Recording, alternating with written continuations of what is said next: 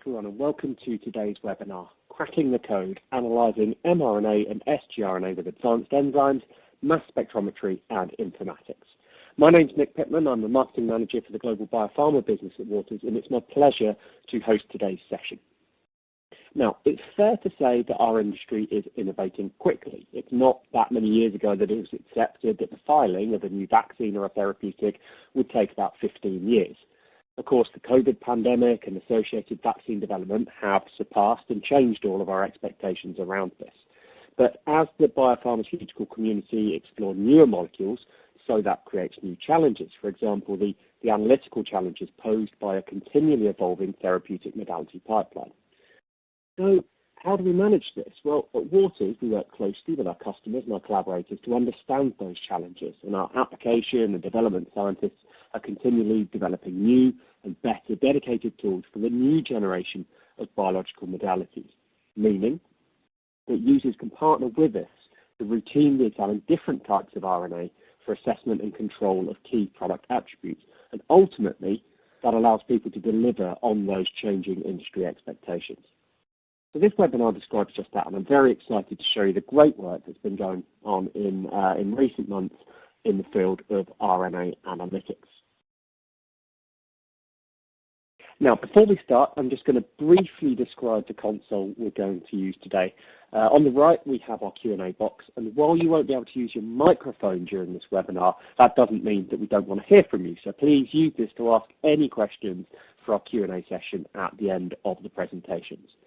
You can, of course, see the presentation slides in the middle of the screen. You can expand those to full screen to see all the lovely data that's going to be presented today. And on the left, we have our speaker bios. And also, I'd like to ask everyone to please give us 30 seconds of your time to just fill in the survey that you'll see on the screen as well. Your feedback really helps us to improve the webinars that we deliver. So please be candid, but also please be kind.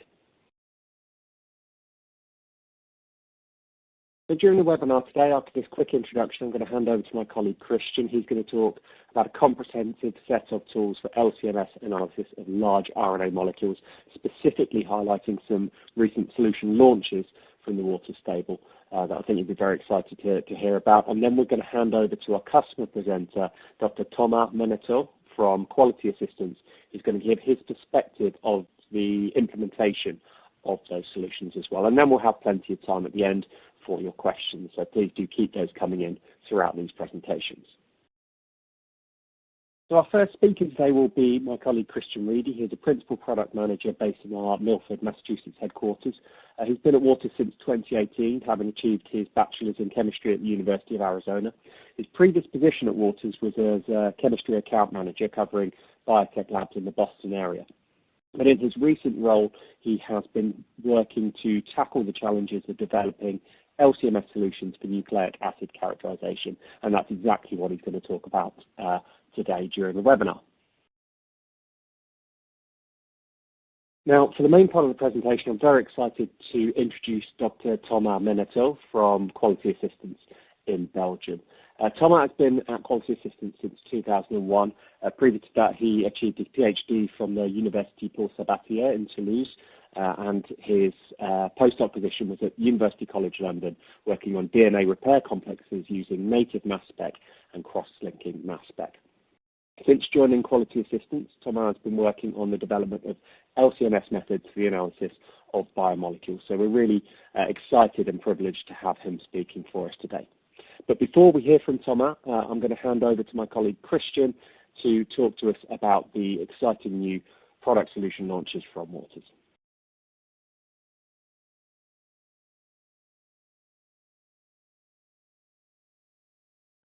Thank you, Nick, and hello everyone. My name is Christian Reedy, and I'm a product manager in the Cell and Gene Therapy Group at Waters Corporation.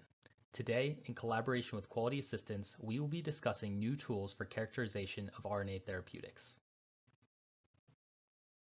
mRNA therapeutics are expanding beyond infectious disease. Companies are investing in RNA for cancer, cardiovascular, and autoimmune disorders. For example, Moderna and Merck are collaborating on an mRNA mAb combo drug for treatment of melanoma. CRISPR-Cas9 is another RNA protein-based therapy that makes precise changes to the DNA for addition, removal, and alternation of genes. This area is seeing significant research and development and activity. 2023, the FDA approved exa-cel as the first CRISPR-Cas9 therapeutic for treatment of sickle cell anemia.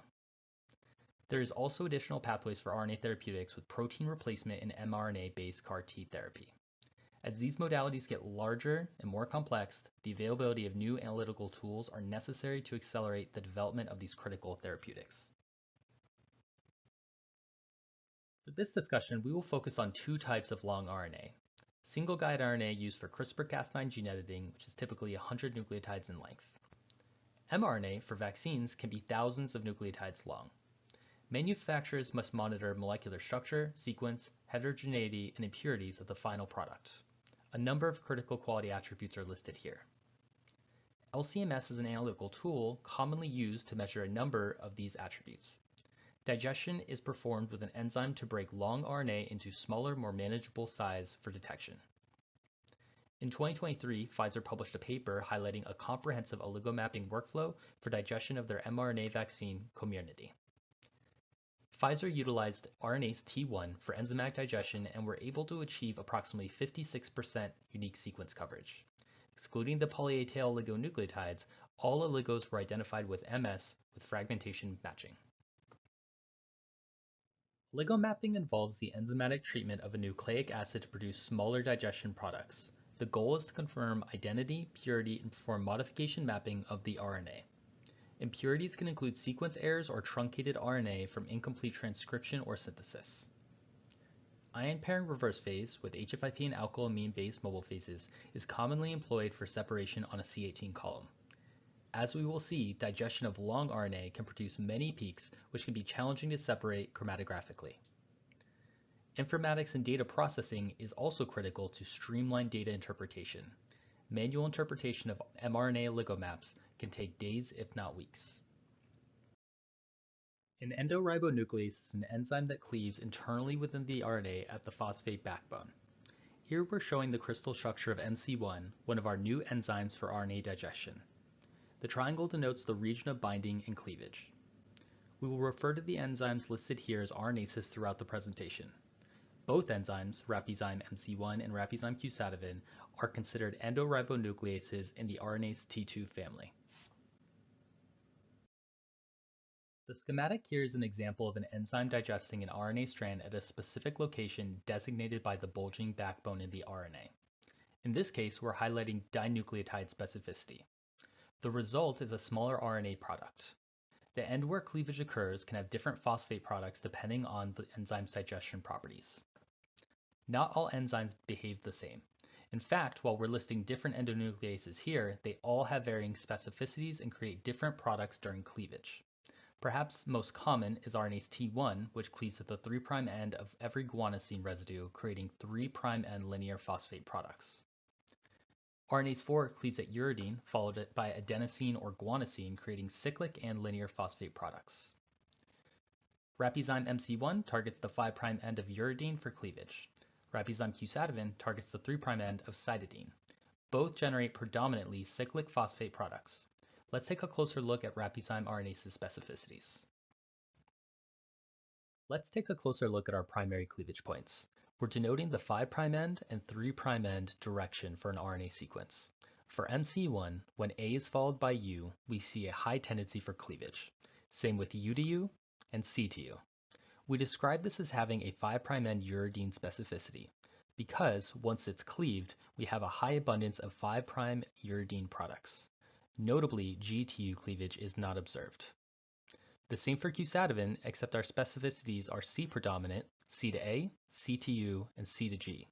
We also have U to A. Note, C to C cleavage is not observed. We can map the relative cleavage rate for MC1 and Q-sativin in a table and map out the digestion hotspots. As described, MC1 cleaves at a high rate for APU, CPU, and UPU. There are also some secondary cleavages at the lower abundance, highlighted in orange. Q-sativin's primary cleavages are shown CPA, CPG, CPU, and UPA. The P here denotes the phosphate being cleaved. It is important to note that no dinucleotide combination cleaves 100%. This can best be described as a partial digestion. Partial digestions help maintain longer RNA digestion products with diversified sequence information. Here we're showing the detected digestion products of an sgRNA sequence for 4 RNases. This can help us compare how specificity impacts the digestion. Remember, RNase T1 cleaves after every G residue. In G-rich areas, we are unable to detect the expected sequence product. Those areas are not shown below the sgRNA sequence.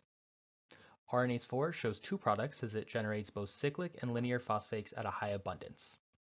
Both RNase T1 and RNase 4 provide discrete products with no overlap. The Rapizyme MC1 and Q-Sativin digestions create overlapping digestion products and increase redundancy due to partial digestion. In this case, MC1 provides longer products than Q-Sativin, which is helpful to reduce ambiguity during peak assignment at the MS1 level. Now that we better understand our Rapizyme RNases, let's discuss the procedure. Starting with our RNA sample, we have the option to denature. Denaturing can be performed at 90 degrees Celsius for 2 minutes. We recommend denaturing when you have a higher order structure or a highly complementary sequence. For digestion, we will incubate at 30 degrees Celsius, and note that we recommend pH 8 for MC1 and pH 9 for Q-Sativin. Once digestion is completed, we will heat and activate the enzyme for 15 minutes. From there, we are ready for injection and analysis. Typically, the total prep time will be 1 to 2 hours depending on the incubation time in step 1. We've listed a table here with starting recommendations depending on your sample type, length, and whether or not your RNA is modified.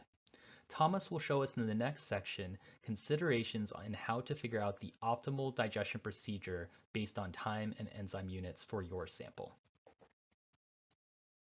This is the LC-MS data from our sgRNA digestion shown 2 slides ago. The calculated sequence coverage from each of these is included on the table on the right. As mentioned, we were unable to obtain full sequence coverage for RNase T1. Looking at the T1 tick, the digests are shorter, which can be visually determined based on retention time. Longer products will elute at later retention times.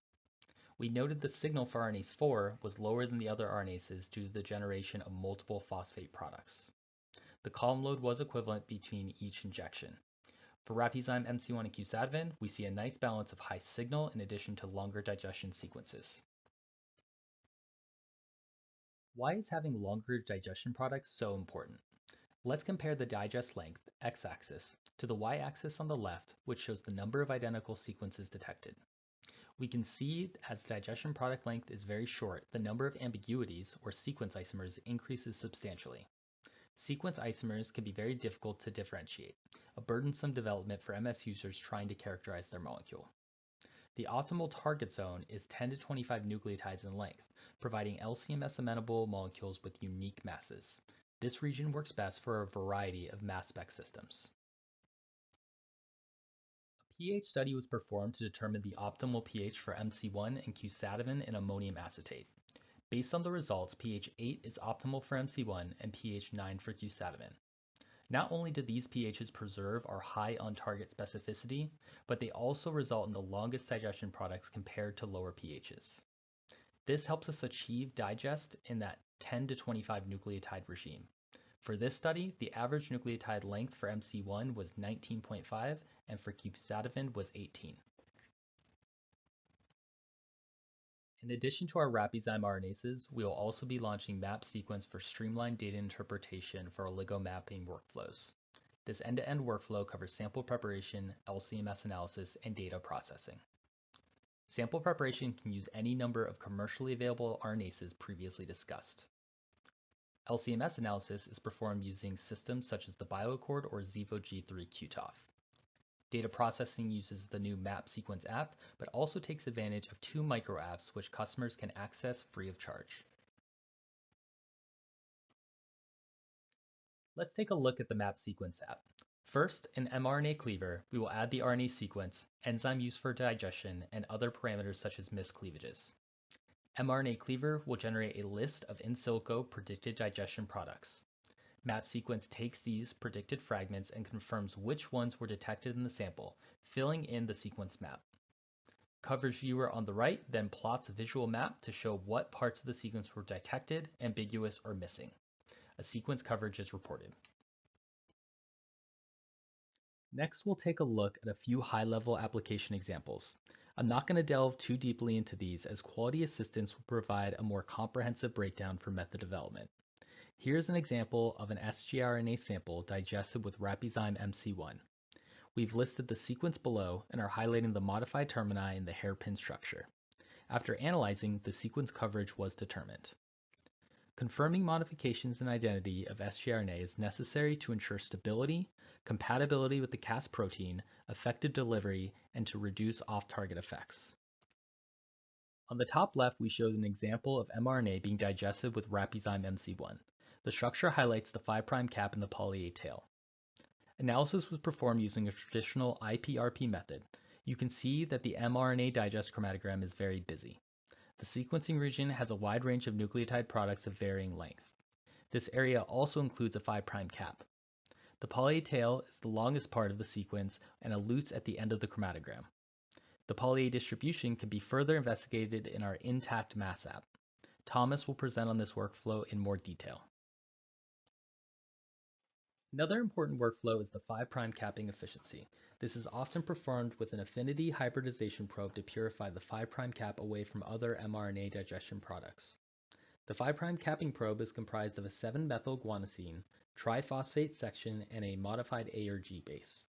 The integrity of the cap is important to mRNA stability, translation, and reduced immune response. Here we're showing a schematic highlighting some of the impurities we can see with the capping, including no cap or incomplete cap. The sequence without a cap is preserved with MC1 digestion and was detected in the sequencing region of an mRNA analysis. Preserving the 5' cap and impurities opens the possibility for an all-in-one method for sequencing, 5' cap efficiency, and poly A tail analysis. In addition to our enzymes and software, Waters is now offering the highest purity HFIP on the market. iEnhanced HFIP is manufactured to have the lowest sodium-potassium levels currently available. A recent ICP-MS batch test shows less than 10 parts per billion for sodium-potassium content. Let's see how low metals content can impact an LC-MS run. Here we compare the MS spectra of a 100 mer ssDNA sample prepared with iEnhanced HFIP to a commercially available LC-MS grade HFIP. The analysis was performed on the same system, column, and with the same method conditions. The system was cleaned with the same procedure prior to analysis. We observed a decrease in sodium-potassium adducts when compared. Minimizing adducts reduces complexity, which allows... Before we proceed to the next stage of the webinar, we ask that you complete this quick poll question on your current process for RNA digestion.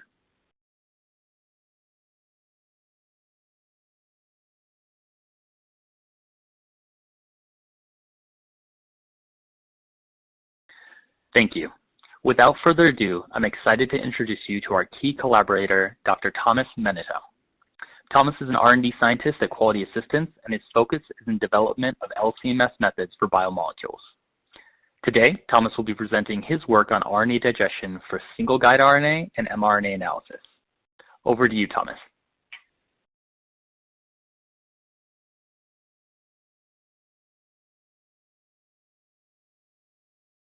Thank you, Christian. Hello, everyone. I'm Thomas, and today I'll be presenting you the result we obtained at Quality Assistance with the enzyme and the data processing workflows that Christian just presented to you. All the work that we have performed has been achieved using ion pairing reverse chromatography, so I want to start with a little explanation on how we performed it. This way, you will be able to obtain comparable results on your system when you use the workflows that we are going to present. The first step was to clean our liquid chromatography overnight using a cleaning solution containing water, isopropanol, acetonitrile, and methanol in equivalent volume, and 1% formic acid. This was performed to remove any potential contamination from previous experiments, as we don't have a dedicated LC system for ion pairing chromatography.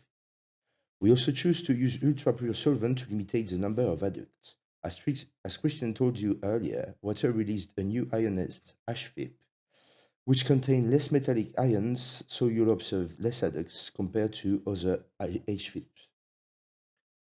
Also, despite it's not really clear if there is an effect or not of the use of borosilicate bottles, we decided to be extra cautious and use HDPE bottles. We change our solvent almost every day. Indeed, HFIP boiling temperature is quite low, so to avoid the effect of its evaporation on separation. It also has been shown that the ion pairing reagent oxidizes over time. You can find detail about those 2 points in a really nice publication for Guimarães published in JASMAS in 2023. Regarding our column, we use low absorption column as a premier oligonucleotide, as we observed fronting and tailing on other types of column from other experiments, but we wanted to increase the odds to get good results. Two choices are currently available in premier column with two pore size, 130 or 300 angstrom. In all the experiments I present later, we use 300 angstrom column. When you look at the data at the bottom of the screen, we obtained for the same sample, we have a better resolution with the 300 angstrom as it's capable of separating two species, while we can see only one peak with a 100. Column conditioning is a really important step as columns are often stored in solvent without ion pairing regions. We think we have to be extra careful with this to get reproducible injection, especially at the beginning of a sequence. Finally, we inject a system suitability test to check the system. We don't have any specific criteria at the moment, but as we have a mix of 5 nucleotides of various lengths, we expect to see 5 peaks with a good resolution between them. We use an homemade SST, but you can find a ssDNA ladder available on Waters' website. Here are the LC-MS conditions we used. The mobile phases used contain 0.1% DPA and 1% HFIP in water for mobile phase A, and 0.0375% DPA and 0.075% HFIP in 35% water and 65% acetonitrile for mobile phase B. The LC-MS parameters we used can be found in the application note you can see on the slide. We had to play a bit with the mass spec parameters as the application note has been performed on a bioaccord system, but there's nothing really fancy. We analyzed a sample in negative mode in MSE mode. The mass range used was from 300 to 5000 m/z, and the fragmentation energy was set to ramp from 10 to 45 electron volts. Our first tests were performed on a single guide RNA called PSMD7, which is 100 nucleotide long. As Christian mentioned it earlier, we used the two newly developed ribozyme enzyme, MC1 and quizartinib. The protocol is really easy to set up as it takes less than an hour to obtain your digest and be ready to inject your sample. Also, both protocols are identical except for the buffer used to optimize the length of the digest obtained at the end of the sample preparation. With this step, we'll digest the guide RNA or the mRNA, as I will talk about later, in different digestion products that I will call oligos for the rest of the presentation. So once your oligos are ready, you can inject them on the LC-MS system and you need to process the data that you've obtained. I'll talk now about the processing workflows that has been developed by Waters, which require 3 major steps. First, you need to generate in silico the oligos in your sample using an app called mRNA Cleaver. The second step is to really process your data using the new Waters Connect module called Mark Sequence. Finally, you can visualize your data in an app called Coverage Viewer. Let's take a deeper dive in this workflow now to show you how easy it is to use. As I mentioned it, the first step is to generate your oligo database using mRNA Cleaver. To do so, you need the sequence of your guide RNA and the enzyme you used. You can add some modifications, but I'll come back to this later. You can add some filters so you don't generate too many oligos, for example. You must add the MS parameters, as we haven't used the full mass range available on our mass spec. And then there is this parameter, which is the most important for me, miscleavages. As Christian told you, the buffer used for each enzyme has been chosen depending on the length of the generated oligos. This is not done to change the cleavage specificity, but the enzymatic activity efficiency of the enzymes. For example, with this short sequence, if we digest it with MC1, we have 4 cleavage sites. If we do a search with no miscleavage, you'll be searching for 5 species. However, if you have 1 potential miscleavage, you can expect 5 extra oligos, which are longer, so your probability to have a unique oligo increases. With 2 miscleavages, we have 3 new oligos, and with 3 miscleavages, 2 extra oligos. And when you look at the oligos obtained by increasing the number of miscleavages, as they are longer, you increase the probability to see unique oligos, which is better for determining your sequence. However, if you put too many miscleavages, you won't be able to observe the exact mass of your oligos, but the average mass, and then you lose confidence in your identifications. If we go back in mRNA Cleaver, now that we have set up all our parameters, we can click on the Calculate button, and after a couple of seconds, you will obtain a CSV file containing all the potential oligos generated from the enzymatic digestion based on your sequence. The next step is to launch the data process using map-sequence, which is a module embedded in Waters Connect. In the Set Processing Parameters panel, you must add your mass tolerance, a detection threshold, as well as a chromatographic section you want to process. Also, you need to upload the CSV file just generated with mRNA Cleaver. In the Injection List panel, you have to choose the data you want to process, log mass corrected or not. Then, you can launch the process, and after a few minutes, you'll get your identification results. This is the interface you will see once your data are processed. You can see if each oligos generated with mRNA Cleaver has been found based on their M over Z. If they are found, you'll see a green dot. Sometimes, mass cannot be found and you'll see a red square indicating that the species hasn't been found. Sometimes, the same mass can be observed at different retention times, and you'll see an orange triangle with the comment alternative peaks. If several oligos have the same mass and this mass is detected, the software shows also an orange triangle, but with the comment alternative product assignment. If you click on an identified oligo, you will obtain detail about its retention time as well as the charge states observed. You can click on the Export or the Injection button to export the data for visualization. Data visualization is performed in the Coverage Viewer app. To make it work, you must add the sequence of your sgRNA, load the digest products that have been generated with mRNA Cleaver, and the processing results from map sequence. The software will then compute your sequence coverage and give you details about the uniqueness of the different parts of your sequencing results. These are the results we obtained for the PSMD7 guide RNA we studied with both MC1 and quizartinib. As you can see, after MC1 digestion, we almost reach 100% of sequence coverage at 2 miscleavages, and the results are even better using 4 miscleavages. For quizartinib, the results are lower at 2 miscleavages, but you can see a huge gap when you search your data with 4 miscleavages, reaching 100% of coverage on one replicate. I don't know if you have noticed, but there was a button in the Coverage Viewer app called Include Ambiguities in Coverage Percentage. What will change on the results if we click on it? In light colors, you can see the new coverage once the ambiguities have been added in the calculation of the sequence coverage. As you can see, for both enzymes and in all replicates, we reach 100% of sequence coverage. This is really nice as it's what we want to obtain to confirm the sequence. But what are the ambiguities? Ambiguities are oligos in your sgRNA with the same mass. If we take a look at the data in map sequence, here is an example of ambiguities. You can see that the sequences are different, but their masses are exactly the same. So how can you tell if they are really all in the sample or if only one is present? If you remember, all the mass spectrometry analyses were performed with MSE mode activated, which means that we have fragmentation information. This data can be used to sequence the oligo and confirm its identity. To do so, we use modules already available in Waters Connect. First, we created our 3 sequences in the synthetic library module, where the software then generates all the possible fragments that can be observed. Then, we use the confirm sequence module to check for the fragmentation automatically. One main advantage is that you can launch this process really fast, as map sequence provides you with a restricted retention time window to perform the search, and once the oligo has been generated in your synthetic library database, you can reuse it on demand. That's what we did with the 3 ambiguous oligos, and here are the confirmed sequence results.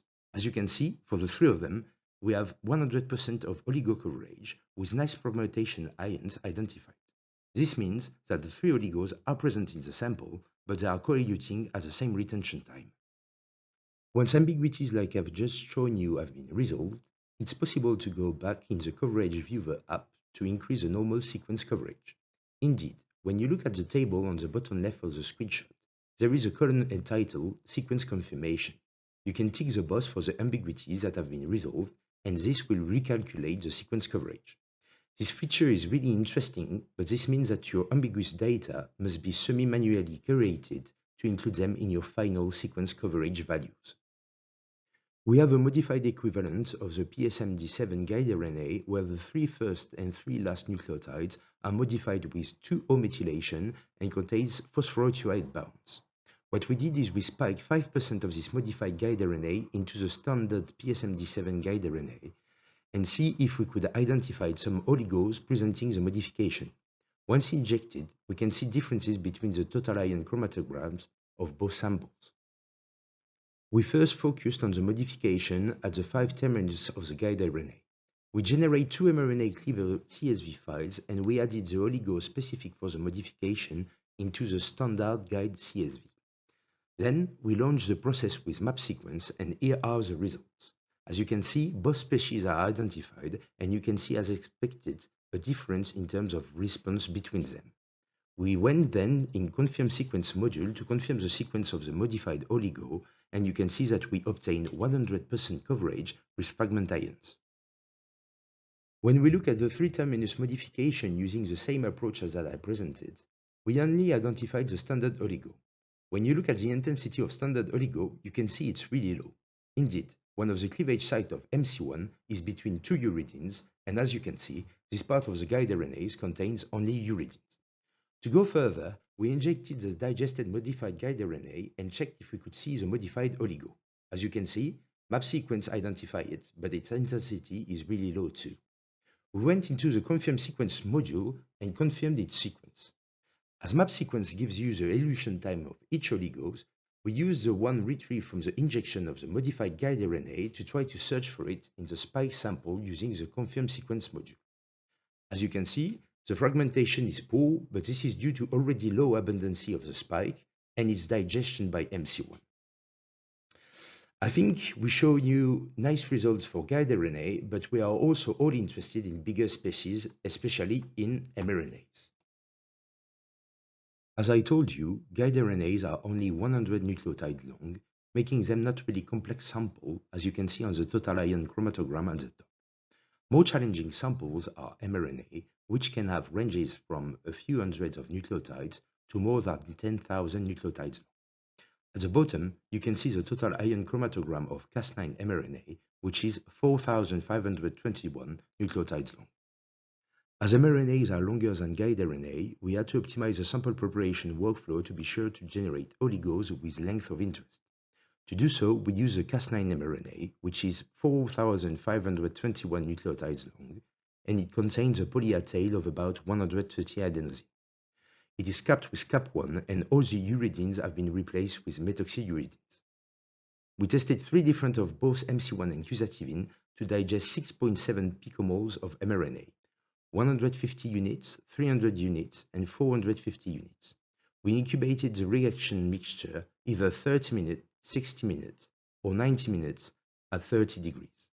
1.7 picomoles were loaded on the column for each sample generated. When you look at the result for MC1, you can see that the longer the digestion time, the lower the sequence coverage. And we observe the same phenomenon regarding the enzyme quantity used for the digestion. Similar results are obtained with quizartinib. When you compare the data obtained at 2 miscleavages and at 4 miscleavages, we observe an increase of about 16% on sequence coverage for MC1 and about 10% for quizartinib.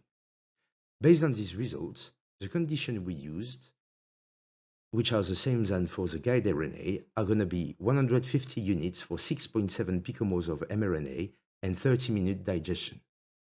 We use 3 different mRNAs of various sizes for a deeper characterization of the enzymes.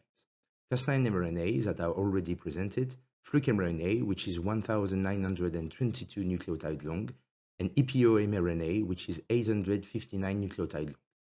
We tested 4 enzymes for the digestion, with digestion optimized previously: MC1, quizartinib, RNase4, and RNase T1. We also loaded more samples on the column compared to the optimization step to get better signal, and the data I'll show you now have been processed with 20 ppm mass tolerance and 4 miscleavages. On this plot, you can see the results we obtained for the 4 enzymes on the 3 different mRNAs. For the Fluke mRNA, MC1 exhibits the best results with 91% of sequence coverage, while both quizartinib and RNase4 are at 87%. RNase T1 exhibits 83% of coverage. Sequence coverage for EPO mRNA are lower, and quizartinib is performing the best at 84% of sequence coverage, while MC1 is at 81%. For the Cas9 mRNA, MC1 reaches 88% of sequence coverage, while quizartinib is at 80%, RNase 4 at 78%, and RNase T1 is at 56%. When we take the data obtained for the 4 enzymes on the 3 mRNAs and averaged it, we can see that MC1 is performing the best among the 4 enzymes and T1 the lowest. However, if we do the same including ambiguities, we see that T1 is the best enzyme due to its high occurrence of cleaving. MC1 and quizartinib gain a bit of sequence coverage once the ambiguities are added. However, RNase 4 gains almost nothing from ambiguities as it has only 2 cleavage sites and generates longer oligos. Overall, MC1 performs the best. I've talked a lot about miscleavages and the impact of long oligos on the sequence coverage. Short oligos are bringing information regarding the sequence coverage, but you have to use the ambiguity mode to take them into consideration. This would mean that you have to confirm the ambiguities using confirmed sequence, and this can be time-consuming, especially on long mRNAs. And still, you won't be sure about the origin of those short oligos in the sequence. We wanted to see if we can increase the search speed by removing the short oligos from the search. To do so, you just have to go back in mRNA Cleaver and add filters on the length of the generated oligos. That's what we tested here on the Cas9 mRNA. As you can see, the influence of miscleavages is massive on the sequence coverage obtained for both enzymes. Using the 4 miscleavages search and removing the 3 nucleotide long oligos from the search, we saw no influence on the sequence coverage.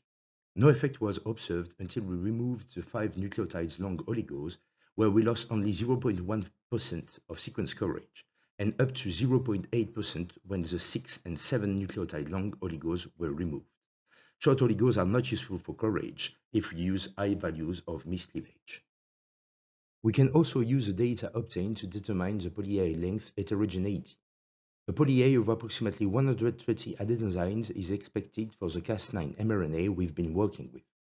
As it is a long oligo, you can see that it elutes at around 35 minutes. To process the data, we use the intact mass module workflow. As you can see, we observe 2 distributions. Indeed, as there is no cleavage site just before the poly-A tail, we can observe an extra portion of oligo. Also, as we have miscleavages occurring during the digestion, we have 2 portions of oligo, one longer than the other. The results observed show a poly-A tail of about 130 adenosines, which was expected. We could have imagined lossing this process in map sequence, but the maximum mass tolerance is 50 ppm, which is too low for a poly-A tail analysis. It is also possible to confirm the cap present on the studied mRNA. Indeed, there are various modifications available in the mRNA Cleaver software. This will automatically generate oligos with a modification, and once you launch your search, the algorithm will search for them. In the case of Cas9 mRNA, we were expecting the presence of Cap1, which has been found by map sequence. However, the mass has been found at 3 different retention times, 2 of them at around 11 minutes and 1 at 35 minutes. To confirm which peak is the right one, we use the confirm sequence workflow presented earlier using the details provided by map sequence. If we search for the fragmentation of the oligo in the first chromatographic peak, we can see that many fragments are observed. We see the same thing with the second chromatographic peak, but you can see that their retention times are really close. However, we also obtain a good coverage for the peak at 35 minutes, which seems weird. If we dive deeper into the data, and we performed an extracted ion chromatogram on the M/Z identified for the 3 peaks, we can see that the 2 first chromatographic peaks are relevant. However, the third one has a really low intensity. When you look at the MS spectrum at this retention time, you can see that it is really complex, and if you remember from 2 slides ago, it corresponds to the poly-A tail peak. This means that this peak is probably a false positive identification. Also, you can use the data obtained with the intact mass module to determine your capping efficiency. To conclude this presentation, we have shown you today that 2 new enzymes, MC1 and quizartinib, are now available to perform your guide RNA and mRNA sequencing experiments, and both of them present really nice and reproducible performance. We have also introduced you the new data processing workflow with easy-to-use tool and available for Waters mass spectrometry users without exporting your data out of Waters Connect. and it uses 3 apps: mRNA Cleaver, Map Sequence, and Coverage Viewer. And also, you saw that inside a single injection, you can work on 3 critical quality attributes of mRNA: the sequence, the poly-A tail, and the capping. In terms of perspective, there are still many things to test and develop. As you can remember, the conditions used for the enzymes are the same, except for the buffer used. So we can digest one sample with both enzymes in parallel, and then process the data in a way to gather all the information for both enzymes. We tried it already, and sequence coverage on long mRNAs are better. We haven't mentioned at all the non-specific digestion, and the evaluation of this phenomenon is usually expensive in terms of processing resource. We are currently working on it. One can imagine avoiding purification step to enrich capped oligo using tagged probes. With other different modifications in the mRNA Cleaver tool, we can generate in silico digest for all the different cap and then start a search with map sequence to try to identify the cap impurity present in the sample, and that's something we are currently working on at Quality Assistance. And finally, we also hope to be of help to Waters in the next evolution of the data processing tools. I'm done presenting you our results, and I'd like to thank you for your attention. Thank you very much, Thomas, for that great overview. And thank you, Christian, for your overview of the new Waters product launches as well. Now, if you'd like to find out any more information about what you've heard today, this is your opportunity to raise your hand. So please let us know in this quick poll question whether you would like to have a Waters specialist contact you about the solutions that have been presented today.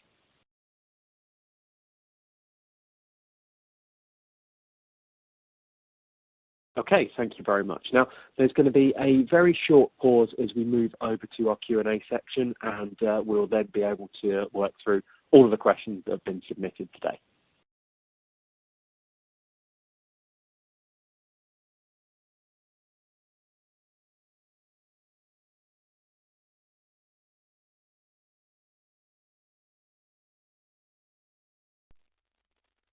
Thank you very much, everyone, for your patience while we just reconnected. We're now ready to start our Q&A session. I'm joined by Thomas and Christian, and would also like to welcome my colleague Matthew Gorton to the panel.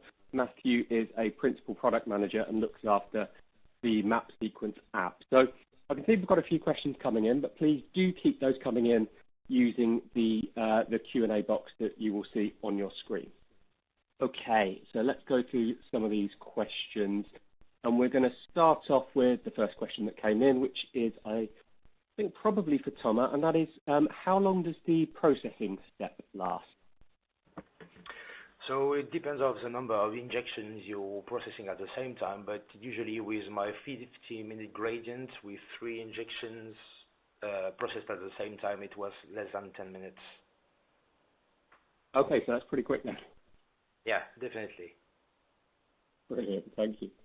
The next question we have here relates to the size of the mRNA that you have studied so far. So it's is there a maximum limit to the size of mRNA? And also a question about saRNA. So saRNA is something we're seeing quite a lot more about nowadays. So maybe Thomas, can you comment on that?